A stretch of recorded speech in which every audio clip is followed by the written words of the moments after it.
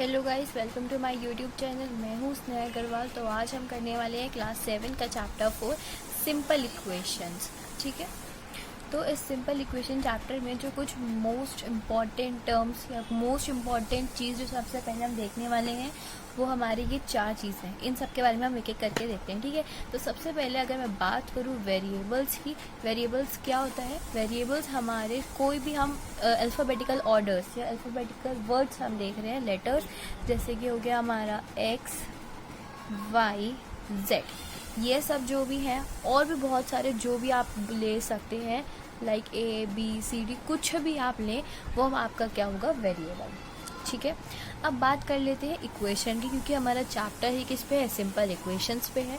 तो इक्वेशन क्या होता है हमारा, हम वो देखते हैं। जो हमारा इक्वेशन है वो उसमें ना कुछ मोस्ट चीज़ें हैं जो बहुत इंपॉर्टेंट होती हैं। सबसे पहली क्या है कि हमारा जो LHS है वो हमारे RHS के इक्वल होना चाहिए। ठीक है, फिर क्या इम्पॉर्टेंट है कि हमारा जो भी इक्वेशन है, अब इक्वेशन क्या मैं वही बोल रही थी, अभी बताऊंगी। सपोज मेरा है 3x + y = 11। ये क्या है? एक इक्वेशन है। ठीक है, अब मैं कैसे बोल सकती हूँ कि ये इक्वेशन है? और मैं दूसरा एक और एग्जांपल ले रही हूँ जो कि है मेरा 3। ठीक है, 3x है, बस इतना है। तो अब मैं कैसे बोल सकती हूँ कि ये इक्वेशन है और ये इक्वेशन है? अब पहले आप मुझे ये बताइए कि आपको देखने में लग रहा है क्या कि ये इक्वेशन है? अगर है तो कमेंट्स में बताइए, और नहीं है तो भी कमेंट्स में बताइए। क्या ये इक्वेशन है? अगर आपको इसका पता चल गया तो अब बताइए कि ये इक्वेशन है या नहीं है। अगर है तो बताइए, नहीं है तो भी बताइए। अब मैं आपको बता देती हूँ कि ये हमारी इक्वेशन है। Yes, it is the equation. और इसके बारे में बात करूँ तो ये हमारी इक्वेशन नहीं है। अब आप सोच रहे होंगे कि ये हमारी इक्वेशन क्यों नहीं है ना? ये हमारी इक्वेशन क्यों नहीं है? ये हमारी इक्वेशन इसलिए नहीं है क्योंकि देखिए, हमारी इक्वेशन में एक वर्ड आ रहा है जिसको हम बोलते हैं इक्वल्स टू। देखिए, इक्वा और इक्वल इसमें भी आ रहा है, तो इस तरीके से आप इसको डिटरमाइन कर सकते हैं कि एक इक्वेशन में इक्वल्स टू होना बहुत इंपॉर्टेंट है। जिस इक्वेशन में आपका इक्वल्स टू नहीं है, जिस इक्वेशन में आपका इक्वल्स टू नहीं है, फिर वो इक्वेशन नहीं कहलाती। ठीक है, जैसे कि इसमें देखिए, इसमें इक्वेशन में इक्वल्स टू है तो यस ये इक्वेशन है, तो हम ये नहीं बोल सकते कि इक्वेशन नहीं है। बट अगर मैं इसकी बात करूँ तो इसमें क्या इक्वल्स टू है? नहीं है, तो इसलिए हम इसको इक्वेशन नहीं बोलेंगे। तो no, it is not a equation. ठीक है, अब देखिए वेरिएबल्स जो हमने पढ़ा था, क्या इसमें हमारा वेरिएबल है? हाँ, एक्स और वाई हमारा 2 वेरिएबल्स हैं। इस इक्वेशन में कितने वेरिएबल्स हैं? 2 वेरिएबल्स हैं। और इस इक्वेशन में बात करूँ तो कितने वेरिएबल्स हैं? ये इक्वेशन ही नहीं है, पर हाँ ये जो भी है इसमें वेरिएबल तो है ना, तो ये एक वेरिएबल इसमें है। ठीक है, तो ये तो हमारी बात हुई इक्वेशन के बाद। अब हमने इक्वेशन भी देख लिया है, अब हम देखने जा रहे हैं कांस्टेंट। कांस्टेंट क्या होता है हमारा? जैसे कि अगर मैंने एक एग्जांपल लिया था ना 3x, जो अभी इक्वेशन हमने देखी थी, पर ये इक्वेशन हमारी नहीं निकली थी, है ना। पर ये जो 3x है इसको मैं क्या बोल सकती हूँ? 3 × x बोल सकती हूँ मैं इसको, क्योंकि देखिए यहाँ पे इनके बीच में कोई साइन नहीं है। इसका मतलब क्या है कि ये मल्टीप्लाई हो रहा है। इसमें ये जो x है हमारा, ये क्या है हमारा? ये हमारा वेरिएबल है ना। और जो हमारा ये 3 है, ये आप बोलेंगे कि ये तो सिंपल नंबर हुआ, है ना, पर ये सिंपल नंबर नहीं है। इसको हम बोलते हैं ये हमारा कांस्टेंट है। कांस्टेंट मतलब, या कांस्टेंट नहीं, इसको हम ना कोएफिशिएंट बोलते हैं। ठीक है, कोएफिशिएंट। अब दोबारा समझ ले कोएफिशिएंट क्या होता है। देखिए, कोएफिशिएंट ना हमारे वेरिएबल से पहले आता है। कब आता है? Before variable. ठीक है, इसको याद रखना है। जैसे कि अगर मैं एक एग्जांपल बोल रही हूँ 4a + 6 = 10, तो पहले आप मुझे बताइए इक्वेशन है ओके, क्योंकि इसमें इक्वल्स टू है। अब क्या इसमें वेरिएबल है? हाँ, वेरिएबल ये रहा, a जो है वो हमारा वेरिएबल है। अभी मैंने बताया कोएफिशिएंट क्या होता है कि जो भी हमारा वेरिएबल है उससे पहले वाला कोएफिशिएंट, तो 4 क्या हुआ? हमारा कोएफिशिएंट हुआ। अच्छा चलो, ये समझ आ गया। अगर अब मैं बोलती कि कोएफिशिएंट बताओ मुझे ऑफ a का, तो a का कोएफिशिएंट क्या होता? जो a से पहले वो इसका कोएफिशिएंट, तो 4 होता। ठीक है, चलो अब एक बिग इक्वेशन लेते हैं, ये तो आपको समझ आ गया। अब मैं एक इक्वेशन लेती हूँ, जैसे कि 5a + 6a + 10b = 11। ठीक है, पहले अब आप मुझे बताइए कि ये इक्वेशन है क्योंकि इक्वल्स टू है। अब इसमें वेरिएबल्स हैं, हाँ देखिए एक ए वेरिएबल है हमारा, ये वेरिएबल है, फिर ये भी वेरिएबल है, भले ही दोनों अलग हैं पर वेरिएबल्स तो है। अब बी है, ये भी हमारा क्या है, वेरिएबल्स है, ठीक है ओके। अब अगर मैं बात करूँ कि मुझे ये बताइए आप कि ये क्या है, ये कोएफिशिएंट है, ये क्या है कोएफिशिएंट, और ये भी कोएफिशिएंट है हमारा 10, पर 11 क्या है हमारा, ये हमारा ना ही कोएफिशिएंट है और ना ही ये हमारा वेरिएबल है, ये हमारा कुछ भी नहीं है, ये हमारा इन सबको करके सपोज आ रहा है हमारा ये रिजल्ट, ठीक है, क्या है ये हमारा रिजल्ट है, तो इसको तो हम छोड़ देंगे। अच्छा ये वाली साइड क्या है हमारी, इतना ये हमारा है LHS और ये हमारा क्या है 11 RHS। तो ये इक्वेशन कब होगी, जब ये दोनों इक्वल आएंगे, ठीक है, पर अभी इक्वल नहीं आएंगे क्योंकि अभी तो मैंने इसको कुछ भी ले लिया है, ठीक है ओके। अब मैं बोलती हूँ कि मुझे कोएफिशिएंट बताओ बी का कोएफिशिएंट क्या होगा।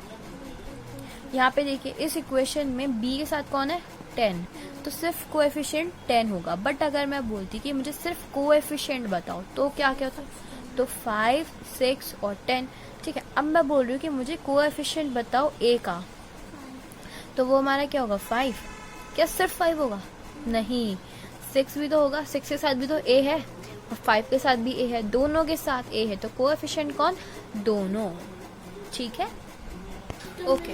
ये तीनों टर्म्स हमने देख लिए हैं, ठीक है। अब हम देखेंगे टर्म क्या है, वही जो इक्वेशन है, लाइक अगर मैं बोल रही हूँ 3x + 4, तो ये हमारी पूरी क्या है टर्म, ये पूरी हमारी क्या है इक्वेशन, और इस ही पूरे को हम क्या बोलेंगे हमारी टर्म। तो ये जो 4 इंपॉर्टेंट चीज़ें थी हमारे इस चैप्टर से रिलेटेड वो हमने डिस्कस कर ली है। अब हम कुछ और इम्पोर्टेंट्स देख लेते हैं। तो अब हम ना एक एग्जाम्पल देखने वाले हैं, ठीक है। इस एग्जाम्पल को हम सॉल्व करेंगे क्योंकि ये एग्जाम्पल अभी तक जो भी हमने किया वो हमारे डाउट सारे क्लियर कर देगा, ठीक है। तो क्या बोले कि right the following statement in the form of equation. अब हमें एक जैसे नॉर्मल हम बोलते हैं ना पूरे एक्सप्लेन में वो दे रखा है, बस हमें इसे क्या बनानी है इक्वेशन बनानी। तो वो हम कैसे बनाएंगे, देखिए फर्स्ट पार्ट हम लिखेंगे, फर्स्ट पार्ट में हमको, अरे 1 मिनट गाइस, फर्स्ट पार्ट में हमको क्या बोला है कि सम ऑफ 3 टाइम्स, क्या बोला है, sum of 3 times x and 11 is 32, हमें ये बोला है, ठीक है। इसको हम सॉल्व करते हैं। तो हमको क्या बोलना है कि सम करना है, हमें सम करना है, सम का मतलब क्या है पहले कि प्लस करना है, ठीक है ओके। देन 3 टाइम्स x, अब टाइम्स का मतलब क्या होता है मल्टीप्लिकेशन, ठीक है।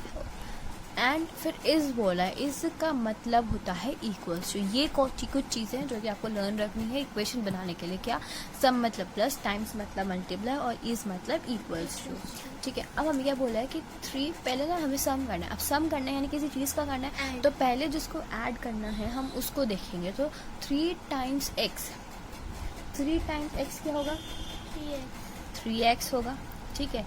3 टाइम्स है ना, तो देखिए 3 × x ये, ठीक है, प्लस 11 क्योंकि किसका सम करना है 3 टाइम्स x का एंड 11 का, दोनों का सम करना है। इस मतलब इक्वल्स टू और फिर 32, ठीक है।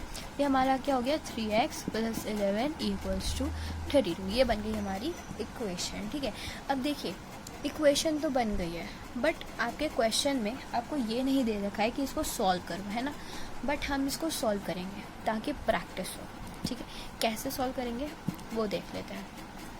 जो भी आपका, देखिए इसको सॉल्व करने का मतलब क्या है कि हमें x की वैल्यू चाहिए, हमें इसकी वैल्यू चाहिए, इसकी वैल्यू निकलते ये पूरा सॉल्व हो जाएगा। तो इसको हम कैसे सॉल्व करेंगे, देखिए 3x को इधर ही रहने देंगे, देन 32 - 11। अब ये क्या किया मैंने, देखिए जो इधर हमें कुछ चीज़ों की वैल्यू निकालने के लिए ना जो इधर है उसको इधर ले जाना पड़ेगा, माइनस हो जाएगा। फिर अगर देखिए अगर LHS से हम कुछ भी RHS में लेके जा रहे हैं ना, तो इसका साइन का अपोजिट हो जाता है। किसका अपोजिट हो जाता है, हमारे साइन का। मल्टीप्लिकेशन है डिवीजन हो जाएगा, डिवीजन है तो मल्टीप्लाई हो जाएगा, माइनस है तो ऐड हो जाएगा, और ऐड है तो माइनस हो जाएगा। इस तरीके से हम LHS में RHS में जब करते हैं तो अपोजिट हो जाता है। और ये तो बात हुई LHS से RHS की। अगर RHS से LHS में लेके जा रहा है तो सपोज मैं 32 को इधर ले आती तो तब भी यही होता, तब भी साइंस के अपोजिट ही होते, ठीक है। अब इसको सॉल्व करते हैं हम ज़रा। तो 3x इक्वल्स टू, इसको माइनस करके हमारा क्या आएगा 21, ठीक है। अब x है, अब देखिए यहाँ पे क्या हो रहा था, मल्टीप्लाई हो रहा था, है ना। तो इधर जाके 3 क्या हो जाएगा डिवाइड। हमें x की वैल्यू निकालनी है, तो उसको ना जहाँ पे है उसको हम वहीं रखेंगे। वो LHS में है, LHS में रखेंगे, क्योंकि देखिए अगर मैं उसे RHS में ले जाती हूँ तो अभी ये x कैसा है, पॉजिटिव है, इधर जाके नेगेटिव हो जाएगा। तो नेगेटिव में हम आंसर ला नहीं सकते, तो पॉजिटिव में लाना है, और पॉजिटिव में लाने के लिए हम उसे जहाँ पे है वहीं रखेंगे। तो जो बाकी डिजिट्स है ना हम उनको धर ले जाएंगे। तो यहाँ पे क्या हो जाएगा, जो हमारा 21 आया था उसको 3 से डिवाइड कर देंगे, और इसको डिवाइड करके क्या आ जाएगा हमारा 7। तो x की वैल्यू हमारी आती है 7, ठीक है। तो देखिए थर्ड पार्ट में हमें ये बोला, सेकंड में करा रही नहीं हूँ क्योंकि वो बहुत इजी है, वो भी उसमें सब्ट्रैक्शन, ठीक है। देखिए हमें क्या बोला 1/4 को हम ऐसे लिख देते हैं 1/4, तो 1/4 लिखेंगे। अब ऑफ का मतलब क्या होता है, multiplication. 1/4 of m equals two is 3 लिखेंगे। देन मोर देन का मतलब होता है प्लस और फिर 7। अब इसको सॉल्व करेंगे तो कितना आएगा, 1/4m हो जाएगा, ये हमारा मल्टीप्लिकेशन के इक्वल्स टू 10 हो गया, ठीक है। अब बच्चे ना यहाँ आके कन्फ्यूज होता है। देखिए ये 1 को अगर मैं इस m से मल्टीप्लाई करती हूँ तो क्या हो जाएगा, m/4 इक्वल्स टू 10। अब ईजी है, अब कैसे ईजी है, देखिए m यहीं रहेगा क्योंकि उसे उधर मैं ले जा नहीं सकती, तो 10। अब देखिए यहाँ पे ये 4 क्या हो रहा है, डिवाइड हो रहा है, तो इधर जाके क्या हो जाएगा, मल्टीप्लाई हो जाएगा, और m हमारा आ जाएगा 40, ठीक है। अरे हमने तो सॉल्व भी कर दी, एक्चुअली हमें सॉल्व नहीं करनी थी, इक्वेशन निकालनी थी। तो इक्वेशन हमारी क्या बनी, m/4 इक्वल्स टू 10, क्योंकि 3 मोर देन 7 है ना, तो हमारा 10 बनेगा, ठीक है। तो ये हमारी क्या हो गई इक्वेशन, और ये हमने सॉल्व भी कर दिया हाथों हाथ। हाँ, और बच्चों देखिए यहाँ पे जो 10 है ना, हम वो 10 नहीं लिखेंगे, हम यहाँ पे क्या लिखेंगे 3 + 7। क्यों, क्योंकि 3 + 7 को तो हमने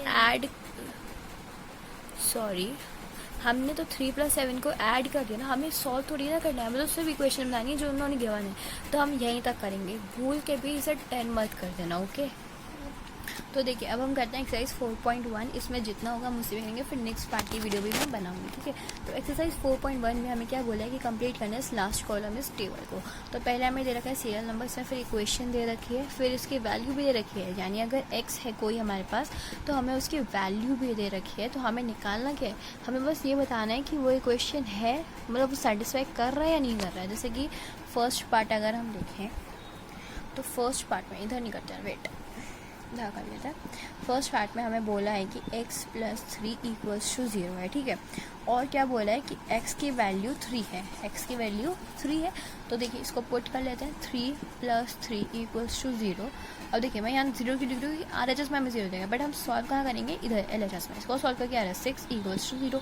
क्या 6 इक्वल्स टू 0 हो सकता है, नहीं। तो ये इसका मतलब क्या है, नॉट इक्वल। तो जब इक्वल्स टू नहीं है तो हम यहाँ क्या लिख सकते हैं कि नो, ये इक्वेशन सेटिस्फाई नहीं कर रही है, कि अगर हम x की वैल्यू 3 रखते हैं तो वो सेटिस्फाई नहीं कर रहा है। हम वैल्यू क्या रख सकते हैं, सोचिए ज़रा। हम वैल्यू रख सकते हैं, या तो हम x की वैल्यू रखेंगे हम -3, ठीक है। -3 क्यों, देखिए अगर मैं -3 + 3 रखती हूँ, ठीक है, तो क्या होगा, पहले माइनस प्लस माइनस, देखिए माइनस और प्लस क्या होता है, हमारा माइनस होता है, ये आपने पढ़ा ही होगा इंटीरियर्स में। तो माइनस करेंगे तो 3 - 3 कितना हो गया, 0 इक्वल्स टू, सेटिस्फाई कर रहे हैं यानी यस, ठीक है। और देखिए ये आपका थर्ड पार्ट भी था, हमने ये भी सॉल्व किया। अब देखिए अगर हम 0 रखते तो 0 + 3 हमारा क्या हो जाता, 3 हो जाता, जो कि सेटिस्फाई नहीं। तो देखिए गाइस, जो हमारा फोर्थ पार्ट है, उस एक फोर्थ, एक हमारा फोर्थ यानी 6th, देन 7 और देन 8 जो है हमारा पार्ट, वो हमारे ये हैं, ठीक है। जिसमें हमें एक में दे रखी है -5, एक में 5 और एक में 0, ठीक है। मैंने उसको ऐसे लिखा है, तो मैं आपको सिर्फ 2 करके दिखाऊंगी। हम करेंगे एक -5 का और एक हम करेंगे 0 का, ठीक है। 5 का आपका ये जो है आप होमवर्क है, आप मुझे कमेंट्स में बता सकते हैं, ठीक है, ओके। तो 5x की अगर मैं वैल्यू रखा रही हूँ पहले 0, ठीक है। तो देखिए 5 × 0 इज़ 25 और 5 0 0, तो ये सेटिस्फाई नहीं कर रहा है, नो। ठीक है, अब देखिए हम रखते हैं अगर x की वैल्यू -5 तो क्या होता है 5 इंटू -5 इक्वल्स टू 25, तो ये कितना आएगा हमारा -25 इक्वल्स टू 25, ये भी सेटिस्फाई नहीं कर रहा है। तो अब आप समझ ही गए होंगे कहाँ सेटिस्फाई करेगा, 5 में, क्योंकि 5 इंटू 5 इज 25, यानी इसमें कर जाएगा ये, यस, है ना। तो देखिए अब हमारे जो 9th 10th और 11th पार्ट है उसमें हमें 3 वैल्यूज़ दे रखी हैं m की, -6 0 और 6, है ना। देखिए -6 0 और 6, तो हम इसको करते हैं, ठीक है। तो m/3/2 है, तो अगर मैं m की वैल्यू पहले -6 रखती हूँ तो देखिए -6/3 इक्वल्स टू 2 है। अब आप सोचेंगे इस माइनस को कैसे करें, है ना। अब ये माइनस भूल जाइए, अभी सिर्फ आप क्या याद रखिए कि 6/3 है, ये याद रखिए, ठीक है। तो 3 और ये कटा तो 2 बचा, और साथ में क्या बचा -2 बचा, जो कि नॉट इक्वल्स टू 2 है, तो ये हमारा क्या हो जाएगा, नो। देन अगर मैं वैल्यू रखती हूँ m की 0, तो देखिए 0/3 इक्वल्स टू 2, जो कि सेटिस्फाई नहीं है, तो नॉट डिफाइंड हो गया, तो ये भी हमारा क्या हो गया, नो। ठीक है, अब थर्ड पार्ट में जो इसका 11th पार्ट है वो करें। m की वैल्यू अगर 6 रखते हैं तो क्या होगा, 6/3 इक्वल्स टू 2, इसको काटेंगे तो 2, तो 2 इक्वल्स टू 2, यानी यस। ओके, तो गाइस हमारा क्वेश्चन 1 जो है हमारा यहाँ पे फिनिश होता है। अब हम करेंगे क्वेश्चन 2। तो देखिए गाइस क्वेश्चन 2 का जो ए पार्ट है उसमें हमें ये गिवन है, तो इसको हम सॉल्व कर लेते हैं, चलिए जल्दी से। एंड इसमें हमें एन की वैल्यू दे रखी है 1 दे रखी है, तो 1 + 5 इक्वल्स टू 19। अब आप बताइए क्या 1 + 5 19 होता है, नहीं, कितना होता है 6 इक्वल्स टू 19, ये सेटिस्फाई नहीं कर रहा है, तो यहाँ पे भी हम क्या लिख देंगे, नो। हमें इसमें भी यही बताना है बस, ठीक है। अब इसका बी पार्ट देख लेते हैं, क्या है 7n + 5 इक्वल्स टू 19, ब्रैकेट में n की वैल्यू क्या है -2। देखिए गाइस आपको ना इसमें टाइप ऑफ क्वेश्चन देखना है कि किस किस तरीके से क्वेश्चन आ सकते हैं, आप किस तरीके से फॉर्मूला को अप्लाई कर सकते हैं। कुछ नहीं करना है, इधर से उधर इधर से उधर, और वैल्यूज़ ही तो निकालनी है बस, है ना। कभी तो आपको दे भी रखी है, जो ये वैल्यू दे रखी होती है ना, इसको हम बोलते हैं हिट एंड ट्रायल मेथड, कि हमें वैल्यूज़ को हिट करना है, यानी पहले रखना है और फिर ट्राई करना है कि इससे सेटिस्फाई हो भी रहा है या नहीं, ठीक है। तो इसके बाद एक वर्कशीट वीडियो पे आएगी गाइस, क्योंकि एनसीईआरटी में ज़्यादा कुछ नहीं है, हम वर्कशीट ज़रूर करेंगे एक, ठीक है। तो 7 ब्रैकेट में -2 + 5 इक्वल्स टू 19, ये हमारा कितना हो जाएगा, -14 + 5 इक्वल्स टू 19। अब देखिए प्लस माइनस कितना होता है, माइनस, तो 14 - 5 हमारा कितना होता है, 9 हो जाता है, तो जो कि नॉट इक्वल्स टू है 9 के, तो ये भी हमारा क्या हो जाएगा, नो। अब बिना किसी दिन के हम थर्ड पार्ट भी कर लेते हैं, जिसमें हमें बोला है कि सेम यही क्वेश्चन है, बस इस बार बोले कि n की वैल्यू जो है वो 2 है, ठीक है। तो इसको सॉल्व कर लेते हैं, क्या हो जाएगा, 7 2 + 5 इक्वल्स टू 19, ये हमारा हो जाएगा 14 + 5 equals to 19, and yes 19 equals to 19, ये हमारा आ रहा है, यस, ठीक है। ओके, तो अब हम इसका कर लेते हैं। तो देखिए गाइस जो आपका डी ई और एफ पार्ट है वो, उसमें हमें पी की वैल्यू 1 -4 0 दे रखी है, और बाकी क्वेश्चन पूरा सेम है ना। तो हम इसे एक बार में ख़त्म कर देते हैं। लाइक पहले मैं पी के वैल्यू रख रही हूँ 1, तो क्या होगा, 4 1 - 3 इक्वल्स टू 13, तो 4 - 3 इक्वल्स टू 13, ये कितना हो जाएगा, 1 नॉट इक्वल्स टू 13, तो यानी ये भी हमारा क्या हो जाएगा, नो। देन अगर मैं -4 रखती हूँ पी की वैल्यू, तो क्या होगा, 4 ब्रैकेट में -4 - 3 इक्वल्स टू 13, इसको सॉल्व करते हैं, तो 4 × 4 = 16, देन माइनस का साइन, देन -3 इक्वल्स टू 13। अब माइनस माइनस जो है हमारा वो हमारा क्या होता है, प्लस होता है, तो 16 + 3 = 19, जो कि नॉट इक्वल्स टू 13, तो ये भी हमारा क्या हो जाएगा, नो। देन अब हम पी की वैल्यू रखते हैं 0, ठीक है। तो क्या होगा, तो हमारा 4 ब्रैकेट में 0 - 3 इक्वल्स टू 13, ऐसे क्वेश्चन के हिसाब से कर रहे हैं हम, ठीक है। तो 0 हो जाएगा, ये मल्टीप्लाई होकर, then -3 is not equals to 13, तो ये भी हमारा क्या हो जाएगा, नो। यानी तीनों ही हमारी नो है, ठीक है। तो गाइस देखिए अब जो हमें ये निकालना है कि 5p + 2 = 17, एक क्वेश्चन 3 का हमारा ए पार्ट है। तो जो क्वेश्चन 3 है ना हमारा थोड़ा डिफरेंट है, इसमें बच्चों को बहुत डाउट होता है, इसको अच्छे से सुनिएगा।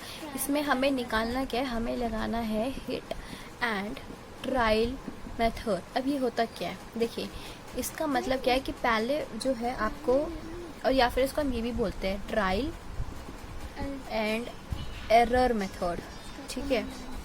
तो क्या बोलते हैं इसको, हम बोलते हैं हिट एंड एरर मेथड, ठीक है। तो इसमें हमें क्या करना है, हमें ना इसमें वैल्यूज़ को पुट कर करके देखना है। जब तक ये इक्वेशन हमारी येस नहीं हो जाती, जैसे अभी तक हम नो येस करते आते हैं, जब तक उसमें येस नहीं हो जाती तब तक वैल्यूज़ क्या करते रहो, पुट करते रहो, ठीक है।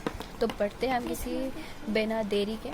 देखिए सबसे पहले हम क्या करेंगे, हम लिखेंगे कि लेट p इक्वल्स टू 1, ठीक है। लेट लिख लो या फिर पुट लिख लो, कुछ भी, ठीक है। तो हमने p1 कर लिया पहले, तो क्या करेंगे 5 ब्रैकेट में 1 हो जाएगा प्लस 2 इक्वल्स टू 17, ये हो जाएगा हमारा 5 प्लस 2 इक्वल्स टू 17, जो कि हमारा आएगा 7 नॉट इक्वल्स टू 17। यानी अगर हम p इक्वल्स टू 1 ले रहे हैं तो कंडीशन जो है वो नॉट सेटिस्फाइड, ठीक है। ऐसे भी हम लिख सकते हैं या कुछ भी लिख सकते हैं, सिंपल आप यहीं तक कर सकते, ठीक है। ओके, अब जब ये नहीं कर रहे तो मैं क्या ले लेती हूँ, लेट कर लेते हैं p को 2, तो क्या हो जाएगा 5 2 प्लस 2 इक्वल्स टू 17, है ना। अभी क्या हो जाएगा हमारा 10 प्लस 2 इक्वल्स टू 17, यानी 12 इक्वल्स टू 17 नॉट, यानी p इक्वल्स टू 2 भी हमारा क्या है, नॉट सेटिस्फाइड, नॉट सेटिस्फाइड आप लिख सकते हैं, ठीक है। तो अब हम लेट कर लेते हैं p को 3, तो हमारा क्या हो जाएगा, देखिए p बाई 3 प्लस 2 बाई 17, तो देखिए क्या हो जाएगा हमारा, ये हो जाएगा हमारा 15 plus 2 equals to 17, yes 17 equals to 17 आ रहा है हमारा, यानी p इक्वल्स टू जब हम 3 रखेंगे तो हमारा ब्रेड कंडीशन जो है वो सेटिस्फाई कर जाएगी। तो जो सेटिस्फाई कर रही है ना उसको हम कैसे लिखेंगे कि p equals to 3 is a solution. Solution का मतलब यहाँ पे हम सॉल्यूशन क्यों लिख रहे हैं, क्यों इसलिए लिख रहे हैं क्योंकि वो वैल्यू पुट करने से हमारा ये आ गया है, ठीक है। तो is a solution of equation 5p plus 2 equals to 17, ठीक है। अब गाइस देखिए जैसे जैसे आप हायर क्लासेस में जाएंगे, मतलब जैसे आप क्लास 8 में 9th में जाएंगे तो वहाँ पे आपको क्या क्वेश्चन आएगा कि सॉल्यूशन निकालो इस इक्वेशन की। आपको ये नहीं बोला जाएगा कि हिट एंड ट्रायल मेथड करो या एरर कुछ भी, डायरेक्ट बोलेंगे सॉल्यूशन निकालो। तो आपको क्या, अगर आप वहाँ पे सोचेंगे कि ये सॉल्यूशन क्या होता है भाई, तो आपको लगे सब बच्चे हो जाएंगे कि आप 7th नहीं पढ़े ख्याल से, है ना। तो मैं आपको पहले बता दूँ कि इसको नाम याद रखिए कि सॉल्यूशन क्या होता है, कि हिट एंड ट्रायल मेथड की वैल्यूज़ पुट करो और वैल्यूज़ निकालो, ठीक है। तो अब हम बढ़ते हैं गाइस क्वेश्चन 4 पे। क्वेश्चन 4 पे हम सारे पार्ट्स कर लेंगे। तो सबसे पहले हम ए पार्ट पे जाते हैं। ए पार्ट में हमें क्या बोला है कि sum of numbers x and 4 is 9। क्या बोला है कि सम करना है नंबर्स x एंड 4 का, वो 9 है, तो x और एंड 4 का करना है जो कि क्या है 9 है। तो मैं इसको लिख सकती हूँ x प्लस 4 इक्वल्स टू 9, बस खत्म, इक्वेशन निकल गई, हमें यही निकालना था, ठीक है। अब हम करते हैं सेकंड बी पार्ट में। हमको क्या बोला है कि 2 जो है वो सब्ट्रैक्टेड है फ्रॉम y इज 8। अब देखिए फ्रॉम y है मतलब कि y जो है वो पहले आएगा, फिर -2 इक्वल्स टू 8, ठीक है। अब गाइस आपको मैं एक होमवर्क देती हूँ कि जो भी हम यहाँ पे इक्वेशन बना रहे हैं ना उसमें आपको क्या करना है, x y जो भी वेरिएबल्स आ रहे हैं उनकी क्या निकालनी है, वैल्यू निकालनी है, ठीक है। और आप मुझे कमेंट्स बताइए, क्योंकि जितने आप वैल्यूज़ निकालेंगे ना, प्रैक्टिस करेंगे, उतने ही आपको नंबर्स अच्छे मिलेंगे एग्जाम्स में, ठीक है। तो सी पार्ट करते हैं। सी पार्ट में क्या बोला है कि 10 टाइम्स a इज़ 70, यानी जो 10 टाइम्स हम a का करते हैं तो वो क्या आता है 70, तो 10a equals to 70। D part में हमको क्या बोला है कि number b divided by 5 gives 6, यानी नंबर जो है b उसको जब हम डिवाइड करते हैं 5 से तो वो क्या दे रहा है 6, सिंपल। ई पार्ट देख लेते हैं। ई में क्या बोला है हमको कि 3/4 ऑफ t इज़ 15, 3/4 ऑफ है यानी मल्टीप्लिकेशन होकर के हमारे क्या आएगा t इज़ 50, बस। अब इसकी वैल्यू निकाल के दिखाऊं क्योंकि इसमें डाउट होता है, तो देखिए कैसे हो जाएगा, 3t/4 इक्वल्स टू 15 हो गया, तो 4 जो इधर जाके क्या हो जाएगा मल्टीप्लाई, तो 15 इंटू 4 कितना होता है हमारा 60, ठीक है। तो इससे t की वैल्यू आ जाएगी हमारी 30, ठीक है। एक बार और वैल्यू चेक कर लेते हैं, हाँ यही होती है, ठीक है। ओके, इसको मैं रफ कर देती हूँ जरा। ओके, नाउ एफ पार्ट करते हैं। एफ पार्ट में हमें क्या बोला है कि एक सेकेंड, एफ पार्ट कौन सा था हमारा, ये A B C D E F ये वाला है हमारा, ठीक है। तो 7 times m plus 7 gets you 77, यानी कि 7 टाइम्स है हमारा m का, उसको जब हम 7 से ऐड करते हैं तो हमें क्या मिलता है 77, बस यही बोला था। ठीक है। जी पार्ट देख लेते हैं। जी पार्ट में हमको क्या बोला है कि 1/4 ऑफ अ नंबर, तो 1/4 किसी भी नंबर का जो उसने नंबर क्या बोला एक्स, वो माइनस हो रहा है 4 से गिव कर रहा है 4। अब देखिए यहाँ पे माइनस कर दिया बाद उसने फ्रॉम नहीं बोला था तो इसलिए हमने वही लिखा, बट यहाँ पे क्या हुआ था उसने फ्रॉम बोला था तो इसलिए हमने पहले वाई लिखा था, ठीक है। अब एच कर लेते हैं जरा। एच पार्ट में हमको क्या बोला है कि if you take away 6 from 6 times y, देखिए क्या बोला है कि अगर हम 6 को दूर ले जाते हैं यानी कम कर देते हैं 6 टाइम्स वाई से तो हमें क्या मिलेगा 60। तो इसको मैं कुछ ऐसे नहीं लिख सकती कि 6 - 6y = 60, नहीं, गलत। उसने क्या बोला है कि 6 को दूर ले जाना है यानी कि ये हमारा फ्रॉम में आ गया, 6y हमारा किस में आ गया फ्रॉम में आ गया, तो 6y - 6 = 60 हम लिखेंगे, ठीक है। ओके, ये हमारा एच पार्ट था। हम आई देख लेते हैं। अब आई पार्ट में हमको क्या बोला है कि अगर हम ऐड करते हैं 3 को टू 1/3 ऑफ z से तो हमें क्या मिलेगा 30। अब ये जो है नया टाइप का आया तो इसमें z की वैल्यू निकालते हैं, चलिए प्रैक्टिस के लिए। तो देखिए कैसे निकालेंगे, देखिए पहले ना ये 3 जो है इसको हम क्या कर देंगे, ये इधर एडिशन में है, इसको इधर ले जाके हम क्या कर देंगे माइनस कर देंगे। तो 1/3z = 30 - 3 कितना होता है 27, ठीक है। अब ये 3 क्या हो जाएगा इधर जाके मल्टीप्लाई हो जाएगा, तो z = 27 × 3, इसको मल्टीप्लाई कर लीजिएगा और आपकी z की वैल्यू आ जाएगी, ठीक है, इजी। ओके,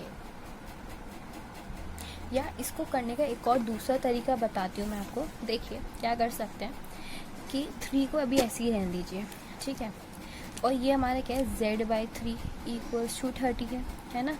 तो हम क्या कर लेते हैं, ये जो 3 है ना पहले इसको यहाँ ले जाते हैं, मल्टीप्लाई कर देते हैं, तो 3 + z मल्टीप्लाई करके इतना आएगा 90, फिर उसको माइनस कर दो 3 से, तो ऐसे भी निकाल सकते हो, ठीक है। तो हमारा फिर ये z की वैल्यू आ जाएगी, ठीक है। बट ऐसे ना करके मैं आपको प्रेफर करूँगी आप ये करें, ठीक है। तो हम देख लेते हैं जरा क्वेश्चन 5। क्वेश्चन 5 में क्या बोला है कि स्टेटमेंट बनानी है, जैसे ये स्टेटमेंट थी ना और हमने इसके इक्वेशन बनाई थी। अब इक्वेशन दे देखिए स्टेटमेंट बनानी है तो वो कैसे बनाएंगे, देखिए p + 4 = 15 है, तो देखिए यहाँ पे क्या हो रहा है सम हो रहा है ना। तो हम इसको कुछ ऐसे नहीं दे सकते कि देखिए सम of p and 4 is 15, p + 4 15 है ना, तो सम ऑफ p and 4 is 15, ठीक है। सेकेंड में क्या बोला है कि m - 7 is 3 है ना, m - 7 is 3 है ना, तो आप ऐसे भी लिख सकते हैं 7 subtracted from m is 3, from m से मतलब क्या हो जाएगा ऐसे m - 7, इस तरीके से लिख सकते हैं। देन यहाँ पे क्या हो रहा है कि मल्टीप्लाई हो रहा है, तो 2 × m is 7, इस तरीके से लिख दीजिए।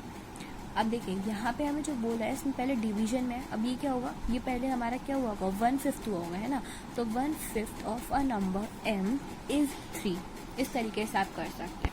तो देखिए गाइस हम क्वेश्चन 6 करते हैं। इसके आगे क्वेश्चन 6 में हमें क्या बोला है कि जो इरफान है वो ये कहते हैं कि 7 मार्बल्स, ठीक है, क्या बोला है कि 7 मार्बल्स है, तो पहले हम लिख लेंगे कि 7 मार्बल्स हो गए, ठीक है। फिर क्या बोला है कि मोर देन 5 टाइम्स, तो +5 टाइम्स है, यानी किसका टाइम्स है हम मार्बल्स का, और मार्बल्स को इन्होंने क्या बोला है कि उसको m ले लो, है ना, तो हम उसको क्या ले लेंगे m ले लेंगे, इस तरीके से हो जाएगा।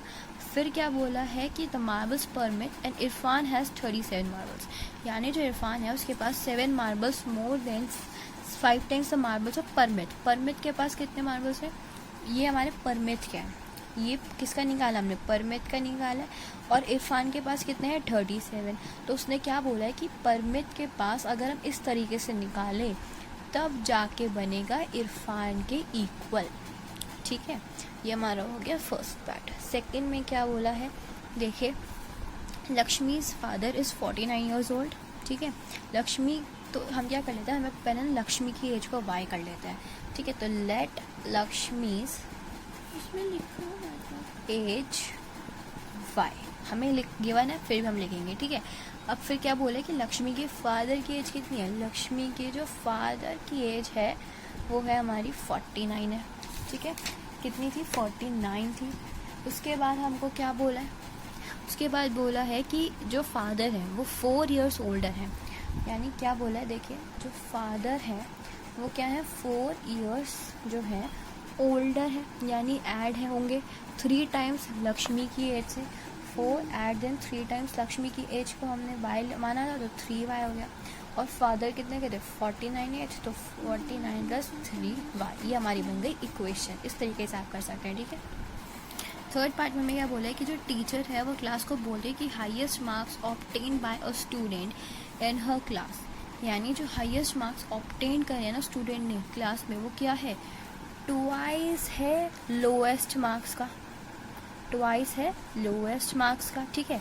फिर क्या बोला है कि प्लस उसमें 7 कर दो, प्लस क्या कर दो 7 कर दो, तो वो क्या बन जाएगा हाईएस्ट मार्क बन जाएगा, ठीक है। और उसने क्या बोला है कि हाईएस्ट स्कोर जो है वो 87 है, तो लोवेस्ट मार्क को हमें कुछ लेट करना पड़ेगा, जो कि हम लेट कर रहे हैं उसे एल, तो ये क्या हो जाएगा 12 प्लस 7 इक्वल्स टू 87, ये उसने कितना बोला था 87 बोला था। तो इस तरीके से हमारी पूरी ओवरऑल इक्वेशन बन गई है, ठीक है। आपको क्या करना है, क्वेश्चन में जो बस बोल रहे हैं ना उसको हाथों हाथ लिखते जाओ, पहले ऐसे लिख लो और फिर लेट कर लो, ठीक है। बट एग्जाम में ये नहीं लिख के आना है कि lowest marks highest marks, direct इस तरीके से लिखना है। और आपको क्या लिखना है कि लेट कर रहे हैं हम लोवेस्ट मार्क्स को एल, ऐसे लिखना है, ठीक है। देन फोर्थ में क्या बोला है कि इन एन आइसोसेलेस ट्राइंगल है, ठीक है, जिसमें जो वर्टेक्स एंगल है वो ट्वाइस है आइदर द बेस एंगल, तो बेस एंगल को हमें क्या लेट करना है बी, तो वर्टेक्स एंगल क्या हो गया फिर 2 either twice the either base angle, तो ट्वाइस हो रहा है यानी वो हमारा क्या हो गया 2b हो गया, ठीक है। देखिए ये हमने ड्रॉ किया है एक आइसोसेलेस ट्रायंगल, ठीक है, जिसमें उसने ये हमारे क्या होता है, देखो इधर ये हमारे क्या होता है बेस एंगल्स होते हैं ये दोनों, ठीक है। ये मैं बी सी ए लेट कर रही हूँ, तो ये हमारा देखो इधर ये हमारा होता है वर्टेक्स एंगल, और ये दोनों हमारे जो होते हैं ये होते हैं हमारे बेस एंगल, ठीक है। तो उन्होंने क्या बोला कि बेस एंगल को लेट करना है बी, तो ये तो हमारे बी भी हो गए। फिर बोला है कि जो वर्टेक्स है ना हमारा वो क्या है, वो 2b हो गया है, ट्वाइस हो गया है, तो ये हमारा कितना हो गया 2b हो गया, ठीक है। फिर उन्होंने क्या बोला है कि रिमेंबर करो कि सब का सम कितना होता है, sum of angle of triangle कितना होता है 180 होता है, ये आपको पता ही है। तो इसकी इक्वेशन क्या बनेगी पूरी उसकी, हमें पूरी उसकी निकालनी है, तो वो कैसे देखिए 2b plus B equals to 180 होता है, sum of all sides angle of some side से निकालें, तो 2b में प्लस ये भी 2 भी है, तो हमारा कितना हो जाएगा 4b इक्वल्स टू 180 डिग्री, ठीक है। इस तरीके से क्वेश्चन हमने किया है। तो गाइस हमारा यहाँ पे जो एक्सरसाइज 4.1 है वो हमारी यहाँ पे होती है फिनिश, इसके पार्ट 2 में हम करेंगे 4.2, ठीक।